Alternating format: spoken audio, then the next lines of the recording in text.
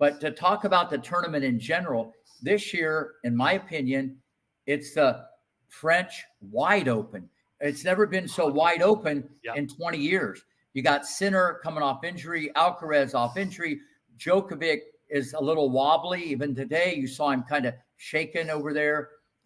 He probably used Geneva as a warm-up. He wasn't going to die to win that third set. So it's so wide open on the men's side. Nothing would surprise me, okay? And when you have that feeling, like, why not me? Because, listen, you'd go into that tournament and you go, I just hope and pray Nadal's on the other side and maybe I can get to the finals. You know what I mean? It's so wide open. But Rafa has a shot, okay? Nothing would surprise me. Yeah, 100%. I agree. It's so wide open. It's like, I think since Nadal won in 2005, I don't think I've ever seen like more wide open draw. Like when the draw came out, I feel like it just consolidated how open it was going to be, the tournament, and it's anyone's for the taking. Honestly, like there's players who says Sinner and Alcaraz are injured, and then the so-called now gen of Zverev and Tsitsipas, they haven't won slams, but they're looking quite good. Rude as well. Medvedev's not playing great. Djokovic isn't playing great. It's just who wants it really. So yeah, I'm very much looking forward to it. I think it's going to be a great tournament. And the thing with these injuries, when you're playing 3 out of 5, and you got to play 3, 4, or 5 sets, the injury can come back very quickly. It's very different than practice. So fasten your seatbelt on that, because I think, you just never know. And the points are long, and 3 out of 5, it's a whole different animal. Yeah, agreed. Who's your pick, Rick? Who are you picking to win it?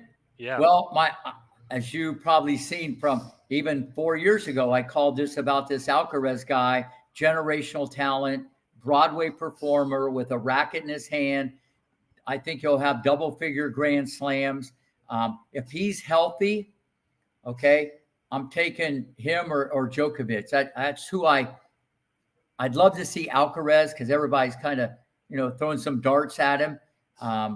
So I'm picking Alcaraz, and obviously on the women's side, if you don't go with Iga, okay, her angles on the dirt and just where she's at mentally depends on the draw.